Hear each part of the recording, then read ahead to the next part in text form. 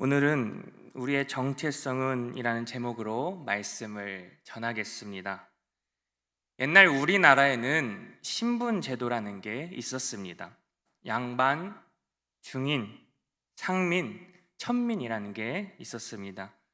지금이야 이런 것이 없어서 다행이었지만 이전에는 한 번 천민으로 태어나면 천민으로 살아야 되고 양반으로 태어나면 양반으로 살아야만 하는 시대가 있었습니다.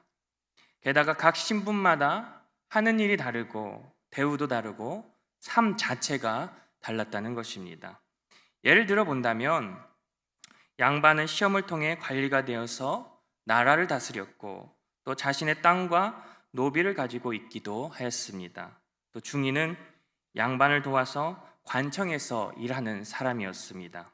또 상민은 농업, 업, 수공업, 상업 등에 종사했고 군대에 가서 나라를 지키기도 하고 또한 세금도 냈습니다. 마지막으로 천민은 이 노비와 천하다고 생각되던 일에 종사하는 사람들이 있었습니다. 노비는 나라와 양반의 재산으로 여겨졌고 주인을 위해서 여러 가지 일을 했다는 겁니다. 쉽게 말하면 굳은 일, 잡일은 다 천민이 했다는 겁니다. 조선시대에는 부모 중 한 명만 노비여도 자식은 무조건 노비가 되었다고 합니다. 이처럼 옛날에 우리나라에서는 이러한 신분제도가 있어서 각각 그 신분에 그 위치에 맞게 살 수밖에 없었다는 겁니다. 그렇다면 우리의 신분은 무엇입니까? 여러분은 어떠한 신분을 가지고 계십니까? 영접하는 자, 곧 그 이름을 믿는 자들에게는 하나님의 자녀가 되는 권세를 주셨으니 여러분, 우리는 예수 그리스도를 믿음으로 하나님의 백성, 하나님의 자녀가 된 줄 믿으시길 바랍니다. 오늘 본문에서는 이 엘가나의 족보를 살펴보면 어떠한 집안인지를 우리가 알 수가 있습니다. 엘가나는 어떠한 집안입니까? 성경에 족보가 많이 나오는 책이 있는데 그것은 바로 역대기입니다. 역대상에 엘가나의 족보가 상세하게 기록되고 있는데 엘가나는 레위 지파의 족보입니다.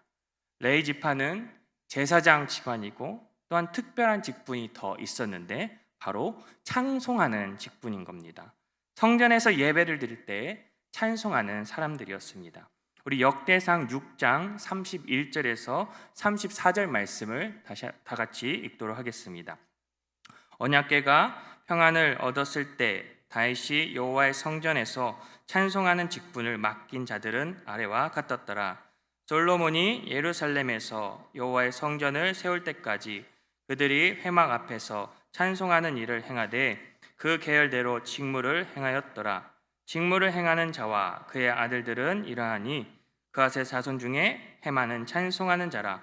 그는 요엘의 아들이요 요엘은 사무엘의 아들이요 사무엘은 엘가나의 아들이요 엘가나는 여로함의 아들이요 요람은 엘리알의 아들이요 엘리알은 도아의 아들이요. 아멘. 이 엘가나의 집안을 정리해 본다면 레위 지파이고 또 제사장 집안이고 성전에서 일했던 사람 그리고 찬양대라는 겁니다. 이것은 우리가 말하는 신앙의 명문 가문이라고도 할 수 있겠습니다. 아주 뿌리 깊은 신앙의 가문이라는 겁니다. 그렇다면 사무엘서 서론에 왜 이 족보를 언급했을까요? 사무엘이 혈통적으로 레위 자손이다라는 것을 증거해 주는 것입니다. 이것은 사무엘이 장차 이스라엘 영적 지도자로 활약하는데 신분적인 하자가 없다는 것도 말해주는 것입니다. 또한 사무엘의 아버지 엘가나가 이 레위인으로서 하나님을 섬기는데 외면적으로 성실한 경건한 자였다는 것을 보여주기도 합니다. 그리고 앞으로 태어날 이 사무엘이 어릴 때부터 하나님의 종으로서 경건하게 준비되고 훈련될 수 있는 배경이다라는 것을 알게 해주는 겁니다. 이렇게만 본다면 엘가나는 대대로 믿음의 가문이고 믿음의 사람처럼 보여집니다. 그런데 이러한 믿음의 계보와 맞지 않게 엘가나의 다른 삶이 드러나는 구절을 찾을 수가 있습니다. 우리 본문 2절을 다시 읽도록 하겠습니다. 그에게 두 아내가 있었으니 한 사람의 이름은 한나요 한 사람의 이름은 분인나라. 분인나에게는 자식이 있고 한나에게는 자식이 없었더라. 여러분, 이 엘가나, 이 한나가 살고 있던 시대가 어떤 시대였을까요? 사사시대의 배경을 갖고 있었습니다. 그렇다면 사사시대는 어떤 시대였을까요? 사사기서 맨 끝장 끝절에 이렇게 말씀하고 있습니다. 우리 다 같이 읽겠습니다.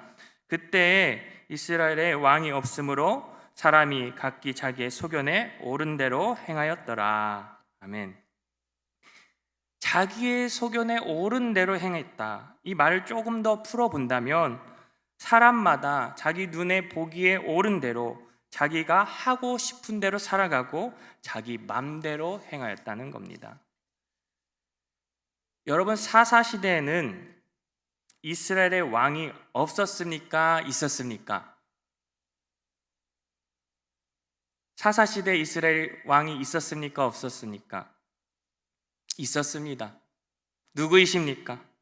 바로 천지를 창조하시고 온 세계를 다스리시고 이끄시는 전지전능하신 하나님이십니다.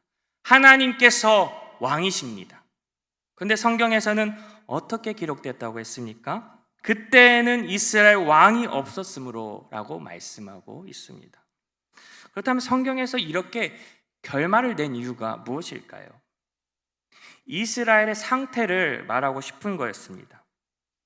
하나님께서 왕이시지만 하나님을 왕으로 인정하지도 않고 하나님을 왕으로 섬기지도 않고 자기 멋대로 했던 시대였다는 것을 강조하고 있는 겁니다.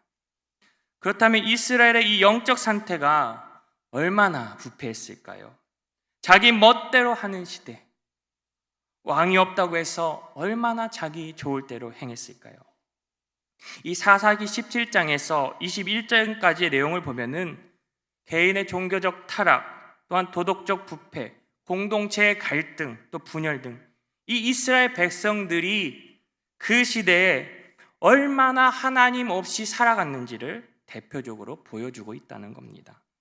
먼저 사사기 17장에 보면은 미가라는 사람이 나오는데 이 미가라는 이름의 뜻은 여호와 같은 이가 누구인가 라는 뜻을 지닌 좋은 이름입니다.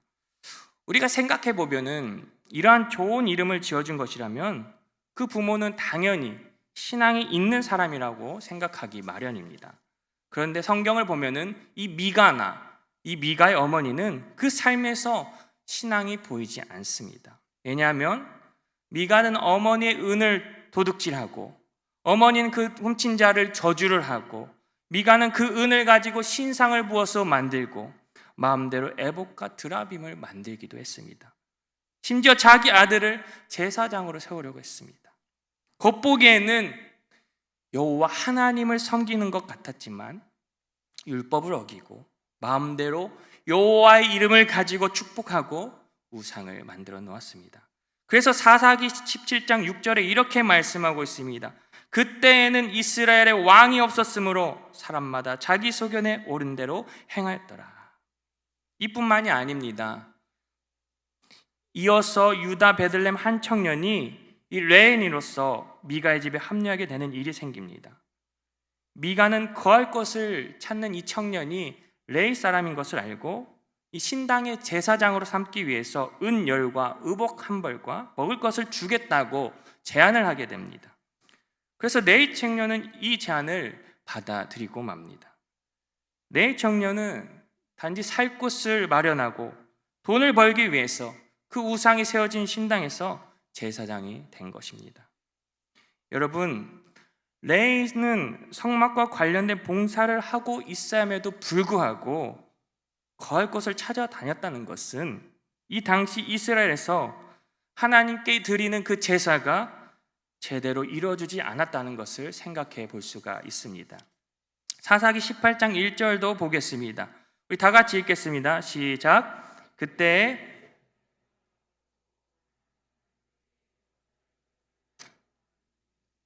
이는 그들이 이스라엘 지파 중에서 그때까지 기업을 분배받지 못하였음이라. 아멘. 여기서는 단 지파가 등장합니다. 여호수아가 단 지파에게 분배할 땅을 아직 차지하지 못했다는 겁니다. 왜 못했냐면 이 사사기 1장 34절에 36절에 보면은 다른 사람들이 이 자신들에게 할당된 땅을 정복하려 했지만 아모리 사람들에게 밀려서 산악지대로 쫓겨나게 됩니다. 그래서 이들 중 일부는 에브라임 지파에 속한 땅에 정착하게 되었고, 이제 그 땅에서 살던 다른 사람들이 다시 새로운 정착지를 나선 것입니다. 그런데 이들 또한 이스라엘 왕이 없었고 마음대로 했던 일들을 펼치게 됩니다. 이 단 사람들이 이 5명을 뽑아서 그 땅을 정찰하도록 합니다. 하나님께 근심하면서 기도하면서 문제를 해결하려 하지 않고 그저 자신들이 보기에 옳은 대로 행동을 했다는 겁니다. 뿐만 아니라 이 정탐꾼들은 에브라임 산지 아까 그 미가의 집에서 그 레위 제사장을 만나게 되는데 자신들의 일을 하나님께 물어달라고 했고, 이 미가의 제사장은 여호와께서 그들을 보살피고 계시니 모든 것이 잘 될 것이다 라고 말합니다. 여러분, 이것은 말이 되지 않습니다. 그러면서 라하스를 정탐한 사람들은 하나님의 그 말씀을 들은 적도 없으면서 거리낌이 없이 하나님이 그 땅을 너의 손에 넘겨주셨느니라 라고 선언하기도 했습니다. 여러분, 이것 또한 이스라엘 왕이 없어 자신들이 보기에 옳은 대로 행하는 모습입니다. 사사기 19장 1절도 보겠습니다. 이스라엘의 왕이 없을 그때에 에브라임 산지 구석에 거류하는 어떤 레위 사람이 유다 베들레헴에서 첩을 맞이하였더니, 여기서도 레위 사람이 등장합니다. 그런데 우리가 여기서 주목해야 할 부분은 어떤 레위 사람이 유다 베들레헴에서 첩을 맞이하였더니입니다. 여러분, 레위 사람은 하나님의 위를 위해서 구별된 사람들입니다. 그로 인해서 어떤 사회생활과 가정생활, 특별히 이 결혼생활에 있어서 엄격한 규정들이 적용되었습니다. 레위기서에 보면은 창녀나 이혼당한 여인을 취할 수 없었습니다. 레위기 21장 7절 보겠습니다. 그들은 부정한 창녀나 이혼당한 여인을 취하지 말지니 이는 그가 여호와 하나님께 거룩함이니라. 그런데 레위 사람의 첩이 행음까지 하고 남편을 떠나서 친정에서 4달 동안을 지냈다는 겁니다. 이제 남편은 첩을 데려오려고 처가로 가게 됩니다. 장인이 반가이 맞아주고 3일 동안 함께 먹고 마시면서 시간을 보내게 됩니다. 넷째 날이 되자 이 사이가 떠나려고 하는데 장인이 더 먹고 마시자고, 더 머물라고 얘기를 합니다. 이에 이 레위 사이는 장인의 청을 거절하지 못하고 5째 날까지 먹고 마시며 날을 보냅니다. 저는 이 말씀을 보면서 내 사람과 이 장인의 삶이 죄로 물들 수밖에 없겠구나라는 것을 생각해 봤습니다. 여러분, 먹고 마시는 게 죄가 될까요? 죄가 되지 않습니다. 그런데 성경에서 말씀하고 있는 죄를 우리가 좀 더 깊게 생각해 봐야 합니다. 우리 누가복음 17장 27절에서 29절 말씀을 우리 다 함께 읽겠습니다. 노아가 방주에 들어가던 날까지 사람들이 먹고 마시고 장가들고 시집가더니 홍수가 나서 그들을 다 멸망시켰으며, 또 롯의 때와 같으리니 사람들이 먹고 마시고 사고 팔고 심고 집을 짓더니 롯이 소돔에서 나가던 날에 하늘로부터 불과 여왕이 비오듯 하여 그들을 멸망시켰느니라. 아멘. 여러분, 노아의 때 사람들이 물로 심판당하고 소돔성은 불타오른 때 사람들이 어떠했습니까? 먹고 마시고 장가들고 시집 갔다고 했습니다. 여러분, 이것이 상식적으로 이게 죄라는 것이 이해가 되십니까? 그런데 왜 이들은 심판을 받았을까요?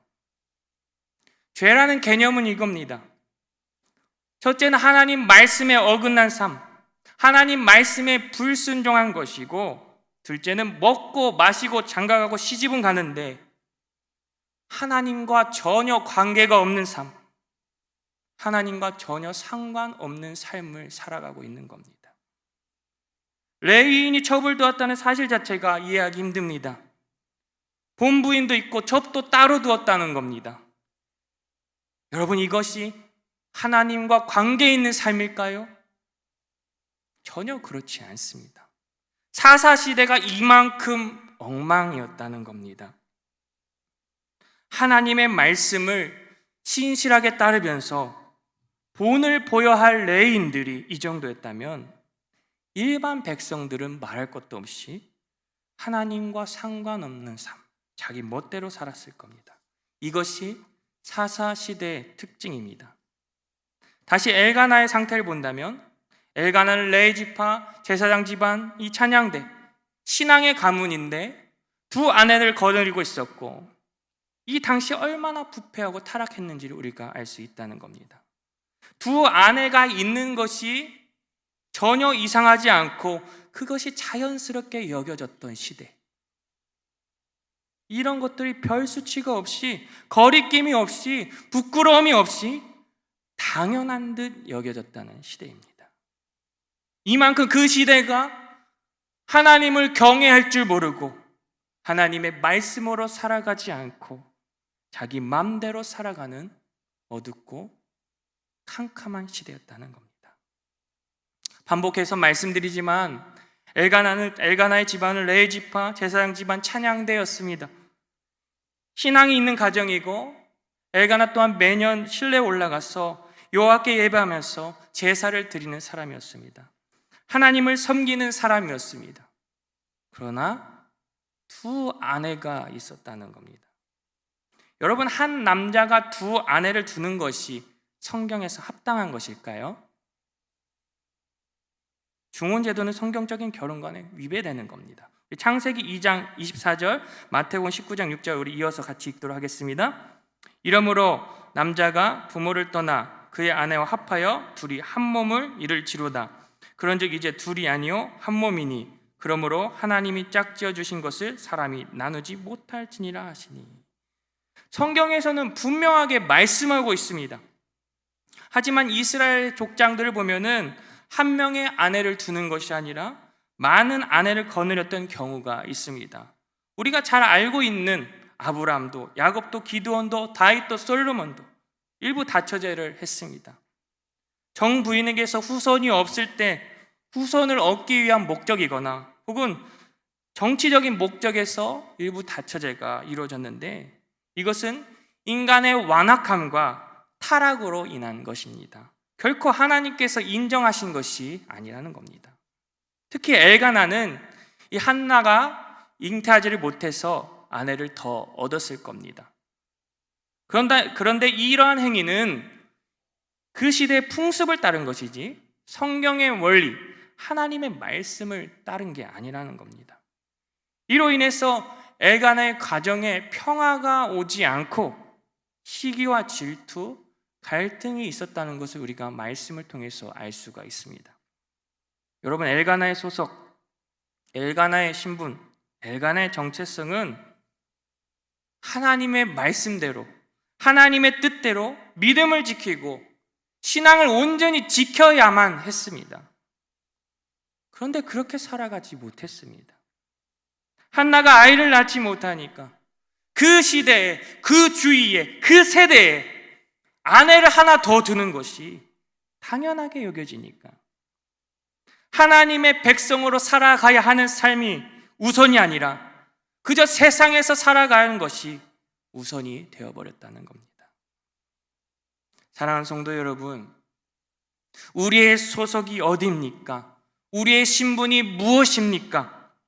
우리는 예수님을 믿는 사람으로서 소속이 하나님 나라, 신분이 하나님의 자녀이고 하나님 말씀에 순종하는 삶, 세상과 다른 구별된 삶, 예수 그리스도를 따라가면서 살아가는 것입니다. 그런데 많은 성도들이 그리스도인이라고 불리우지만 정작 하나님의 말씀대로 살아가지 않고 예수님은 따르지도 않고 세상과 똑같은 삶을 살아가는 것을 볼 수가 있습니다. 왜 그럴까요? 하나님의 자녀라는 이 정체성이 삶에 배어 있지 않습니다. 더욱이 내가 하나님의 자녀입니다. 이 이전에 하나님을 의식하지도 않고 하나님을 의지하지도 않는다는 겁니다. 그래서 자꾸 세상과 하나님 사이에서 왔다 갔다는 겁니다. 교회는 다니는데 세상에 하는 것들을 다 따라가는 것입니다. 하나님의 자녀라고는 하는데 하나님의 말씀을 듣지 않는 거예요. 하나님의 자녀인데 하나님 한 분만을 섬기는 게 아닌 거예요. 하나님의 자녀인데 자꾸 내 방법으로, 내 생각으로, 세상의 방법으로만 해결하려고 하는 겁니다. 그래서 어떠한 문제가 생길까요? 내가 하나님의 자녀로서 하나님 아버지를 온전히 섬길 수 없게 됩니다. 이 엘가나, 한나, 분이나 이 세 사람 봐도 알 수 있습니다. 엘가나는 한나와 결혼했는데 아이를 낳지 못해서 분이나를 얻고, 분이나는 아이를 낳지만 한나보다 엘가나의 사랑을 받지 못합니다.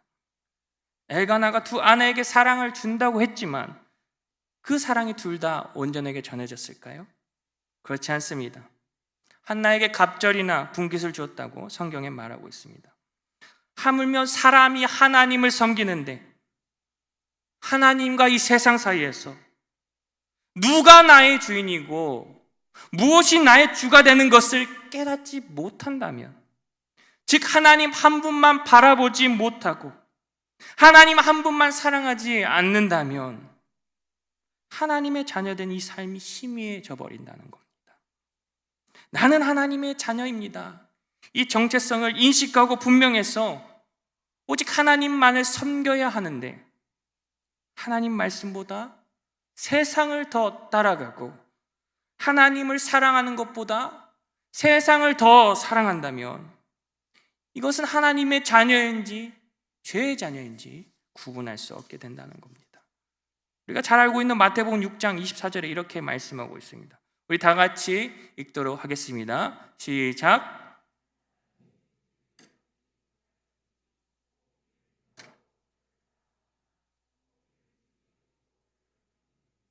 너희가 하나님과 재물을 겸하여 섬기지 못하느니라.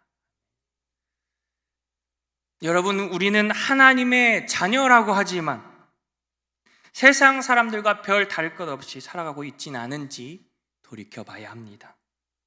하나님의 자녀인데 죄 짓는 것을 좋아합니다. 예배의 자리에도 가고 끝나면 죄의 자리도 갑니다. 교회 안에서 기도도 열심히 하고 교회 밖에서는 세상 사람들을 의지하며 살아갑니다. 이러한 모습이 우리의 모습이 되어서는 안 됩니다. 이와 같은 상황들이 열왕기상 18장 말씀에도 나옵니다. 이 바알 우상을 섬기는 450명과 오직 유일하신 하나님만 섬기는 엘리야의 대결 장면이 나옵니다. 누가 진짜 참신인지 증명하는 겁니다. 그런 상황 속에서 엘리야는 그곳에 모여있는 이스라엘 백성들에게 이렇게 얘기합니다. 열왕기상 18장 21절 우리 다 같이 읽겠습니다. 엘리야가 모든 백성에게 가까이 나아가 이르되 너희가 어느 때까지 둘 사이에서 머뭇하려느냐. 여호와가 만일 하나님이면 그를 따르고 바알이 만일 하나님이면 그를 따를지니라 하니 백성이 말 한마디도 대답하지 아니하는지라. 450대 1. 이스라엘 백성들은 어떤 민족입니까? 하나님께서 택하신 백성입니다. 하나님께서 인도해 주시고 구원해 주신 하나님께 선택받은 백성이라는 겁니다. 그런데 백성들은 이 하나님 편에 택하는 것을 머뭇거리고 있었습니다. 바알이 농사를 잘 짓게 해주고 아세라가 자손들을 잘 낳게 해줄 유익이 있어 보인 겁니다. 또한 아하방의 눈치도 보였을 겁니다. 왕의 뜻에 따르지 않으면 좋은 자리를 얻지도 못할 것이고 먹고 살기도 힘들 것이기 때문입니다. 하나님보다 왕을 더 두려워했던 이스라엘 백성들입니다. 하나님을 예배하는 편에 서지 못하고 그저 왕의 눈치만 보고 있습니다. 더욱이 자신들이 하나님께서 선택된 백성, 하나님께서 사랑한다는 그 백성이라는 것을 망각해버렸습니다. 하나님만이 유일한 참 하나님이시고 유일한 구원의 하나님이시라는 것을 잊어버렸습니다. 오히려 바알 편에 서면, 아방 편에 서면 살 수 있을까 갈등과 고민을 했습니다. 사랑하는 성도 여러분, 우리는 하나님의 자녀로서 하나님 편에 있어야 하는데, 하나님만 섬겨야 하는데, 세상이 원하는 요구에, 세상이 원하는 조건 때문에 우리의 신앙을 포기해서는 안 됩니다. 또한 자녀들의 신앙을 쉽게 포기시켜서도 안 됩니다. 우리는 오직 하나님만을 택해야 합니다. 오직 하나님만을 따라가야 합니다. 하나님 편에 서야 합니다.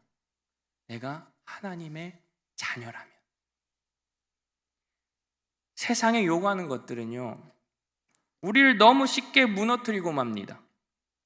그래서 세상에서 하나님의 이 자녀로 살아간다는 것은 쉽지가 않습니다. 세상은 달콤합니다. 죄의 유혹들이 너무나도 많습니다. 이 말씀을 가지고 말씀을 지키며 살아가는 것이 힘듭니다. 그럼에도 불구하고 우리는 하나님의 자녀됨을 잊지 않고 말씀으로 세상을 이겨내고 말씀으로 내 신앙을 지켜낼 줄 믿습니다. 다시 한번 말씀드리지만 하나님의 자녀, 그 정체성이 우리는 분명해야 합니다. 찬송을 부른다고, 교회를 다닌다고 다 진정한 그리스도인이 되는 게 아닙니다. 내가 모시는 분이, 내가 섬기는 분이 누구인가가 분명해야 합니다. 오직 예수 그리스도 중심이 되어야 합니다.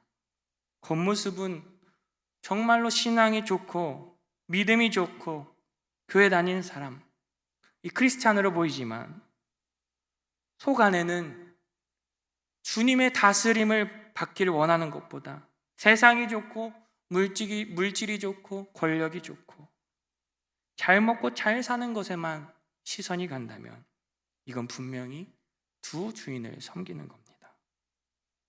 여러분, 신앙생활을 한다고 하면서 내가 주인이 되고 내 뜻이 우선이 되고 내가 중심이 돼버린다면 도대체 예수님의 자리는 어디에 있어야 됩니까? 예수님은 어디에 계셔야 됩니까? 하나님은 내 삶에서 빠져 있고 내 욕심으로, 내 욕망으로, 내 방법으로 내 것들만 가득 채워서 살아간다면 문의는 그리스도인처럼 보일지언정 현실은 세상 사람들과 같은 사람이라는 겁니다. 레인입니다. 제사장 집안입니다. 찬양대입니다. 그리스도인이라고 부릅니다. 성도입니다. 직분자입니다. 사역자입니다. 이러한 것들이 하나님의 선택된 백성, 교회를 다니고 있는 어떤 타이틀이 되는 것이 아니라 나는 예수님을 믿는 사람입니다. 예수님은 나의 주인 되십니다. 나는 예수님을 따르면서 살아가겠습니다. 나의 죄 때문에 나를 대신해서 십자가에서 못 박혀 죽으신 그 예수님의 생명을 얻어서 예수님의 심장을 가지고 살아가는 나는 구원받은 하나님의 자녀입니다. 이런 고백과 삶이 있어야 할 줄 믿습니다. 여러분, 우리가 어떻게 해서 하나님의 자녀가 되었을까요? 어떻게 해서 이스라엘 백성들이 하나님의 택한 백성이 되었을까요? 질문이 잘못됐습니다. 우리가 어떻게 해서 혹은 이스라엘 백성들이 특출나서 하나님의 자녀가 되고 하나님의 백성이 된 것이 아닙니다. 전지전능하신 하나님께서 이미 창세전부터 택하시고 계획하셨습니다. 애굽에서 종살이하면서 신음하고 고통받고 있는 이스라엘 백성들을 구원해 주셨고 또 죄와 허물 뿐인 우리를 예수 그리스도의 생명과 바꾸어 살리시고 예수 그리스도의 의로 우리를 자녀 삼아 주셨는데 우리는 그 은혜와 사랑을 잊어버리고 살아가고 있진 않은지 돌이켜 봐야 합니다. 오늘 말씀을 준비하면서 제 자신을 돌아보게 되었습니다. 저도 목사의 아들로 태어났습니다. 아버지도 목회를 하고 계십니다. 그리고 저도 목사가 되었습니다. 어려서부터 교회도 빠진 적 없는 그런 가정에서 자랐습니다. 어릴 때부터 하나님을 믿었다는 겁니다. 그리고 지금 여러분 앞에서 이렇게 말씀을 전합니다. 그런데요,